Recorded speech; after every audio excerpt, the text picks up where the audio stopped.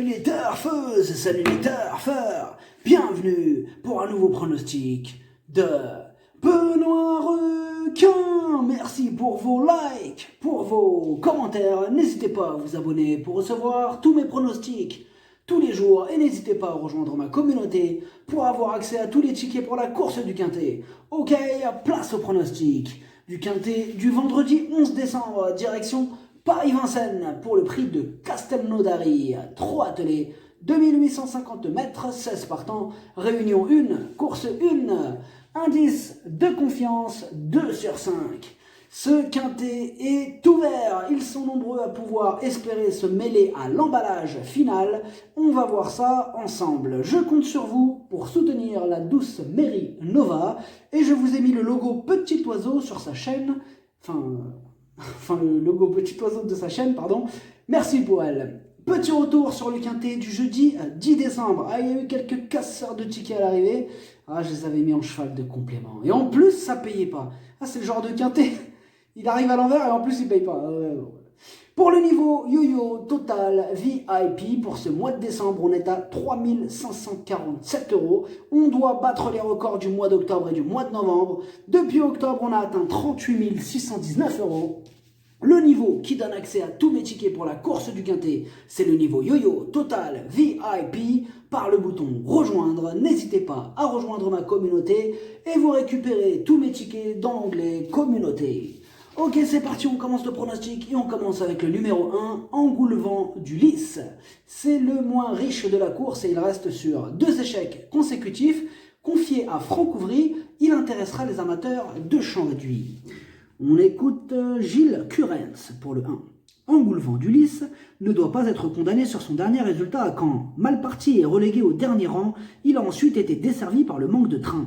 La course s'est jouée sur un sprint et refaire les longueurs n'est jamais facile dans ces conditions. Physiquement, il est très bien, il a déjà réussi à Vincennes. Pour moi, il reste en retard de gain, il tient comme un cric et peut se placer. Le numéro 2, Éclat de Liton. Il est archi régulier, il donne toujours son maximum en compétition. Bon, certes, il aura cette fois-ci de sérieux clients sur sa route, mais mieux vaut ne pas le sous-estimer, ce numéro 2. On écoute Mademoiselle Alice Dubert. Éclat de Liton a très bien travaillé tout au long de l'année et physiquement, il a conservé des ressources intactes. Comme le lot s'est creusé, je me suis laissé tenter par cet engagement. Les 2850 mètres de la grande piste correspondent à ses aptitudes. Alexandre Abrivard le découvrira, mais ce n'est pas un cheval compliqué. Il va sans enrânement, déféré des postérieurs, il est performant, j'y crois. Le numéro 3, Écusson du Corta. Ses 3 dernières courses sont bonnes, pieds nus et au premier poteau, c'est loin d'être une impossibilité. Comme je vous ai dit, ce quintet il est ouvert, faites attention. On écoute Yannick Henry pour le 3. Écusson du Corta va découvrir les 2850 mètres de la grande piste, mais il devrait s'adapter. Il est au mieux, Mathieu Abrivard le connaît. Pour débuter à Vincennes, cet engagement tombe à pic. Il sera déféré des 4 pieds. En tête, je pense que Dream de Birdie le 5 est un sérieux client. Mon pensionnaire a sa place dans le quintet. Le numéro 4, Diva de Brion. Ses statistiques à Vincennes ne plaident pas en sa faveur et sans en faire une totale rayure, il y a d'autres chevaux qui nous apportent de plus solides garanties. On écoute Nils Pacha. Diva de Brion a mis du temps à retrouver son bon niveau. C'est désormais chose faite. Cet engagement, qui n'est pas un objectif, arrive dans son programme. Elle sera déférée des 4 pieds, ce qui ne lui est pas arrivé depuis plusieurs sorties. Au vu de ses allures économiques, elle ne devrait pas être contrariée par la grande piste. Au premier poteau, elle me paraît capable de se placer. Le numéro 5, Dream de Birdie. C'est une course visée, il fait face à un bel engagement au premier poteau. Il a une belle carte à jouer. On écoute Pierrick Lemoyle. Dream de Birdie a réalisé une excellente saison en s'imposant à 9 reprises. Il a tout d'abord repris du moral chez les amateurs avant de confirmer chez les pros. Sa dernière course avait pour but de préparer cet engagement. Il a prouvé cet été à Cagnes qu'il s'adaptait à la corde à gauche. Il est depuis une semaine à Grosbois où il affiche une forme optimale. Il ne devrait pas être loin. Le numéro 6, Déol. Il a le défaut de ne pas toujours répéter ses bonnes sorties, mais il sera déféré des antérieurs pour la première fois de sa vie. Attention à lui. On écoute Antoine Lérité. Et oui, Déol n'était pas à l'aise du parcours lors de son retour à Paris-Vincennes. Il a fallu que je le reprenne pour éviter de toucher un rival et il s'est enlevé. Il avait encore un peu de ressources. Je l'ai fait soigner depuis. Il est revenu en pleine forme à l'entraînement. Il est mieux à venir sur les autres. La grande piste ne le dérange pas. Il peut disputer l'arrivée. Le numéro 7, Disco Darling. Il reste sur 2 disqualifications consécutives.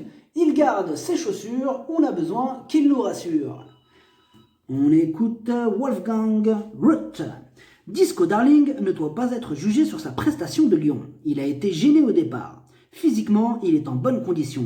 J'effectue un long déplacement mercredi avec un autre cheval que j'ai prolongé avec cet engagement. Il est bien placé en tête. La grande piste ne lui pose pas de problème. Il doit affronter les 6 ans et courir à l'économie. Sa tâche n'est pas facile, mais il va essayer de se placer. Le numéro 8, Echo de Star. Il a la pêche. Il a remporté sa dernière course. Il va tenter de continuer sur sa belle lancée. On écoute Michel Dabouy. Echo de Star a pris de la force l'hiver dernier et nous nous attendions à une bonne saison de sa part. Il a gagné plaisamment à Nantes et découvre dans la foulée un engagement idéal face uniquement à des 6 et 7 ans français. Certes, il n'a jamais brillé à Vincennes, mais il ne s'y est jamais présenté dans cet état de forme. La grande piste ne va pas le déranger, je suis confiant pour terminer dans les 3. Ah, il est super confiant même. Le numéro 9, Elora du Cèdre. Elle fait de son mieux en compétition. Il lui faudra quand même compter sur un parcours en or pour espérer se mêler à l'emballage final. On écoute David Thomas. Elora du Cèdre a pris des petites allocations ces derniers temps. Elle n'était pas spécialement affûtée et pas toujours bien engagée. Vendredi, elle va se présenter au top pour ce bel engagement au premier poteau. Elle sera pieds nus et munie d'artifice pour l'occasion. Elle devrait montrer un autre visage. Il y a de sérieux clients au second échelon, mais je la crois capable d'accrocher une place. Le numéro 10, Élection Coquine. Ses 3 dernières courses, 3 échecs. Si elle montre son vrai visage, elle peut remettre les pendules à l'heure. C'est une surprise possible. Donc, pour les champs réduits, pourquoi pas. On écoute Sébastien Leblond pour le 10. Élection Coquine a fourni un effort au début à Angers, où elle rendait 25 mètres, qui n'a pas servi, car elle a dû reculer ensuite. Rapprochée et encore 3e à mi-ligne droite, elle a coincé à la fin sur une distance un peu longue pour elle. Pour son retour à Vincennes, un champ de course qui lui plaît, elle est bien engagée. Ça s'est creusé au 2e poteau, cachée, elle peut rentrer dans le quintet. Le numéro 11, Elf Pierre J. La régularité ne fait pas partie de ses principales qualités. Et surtout, départ volté, corde à gauche. Comme va nous le dire d'ailleurs son entraîneur, ce sera donc tout ou rien.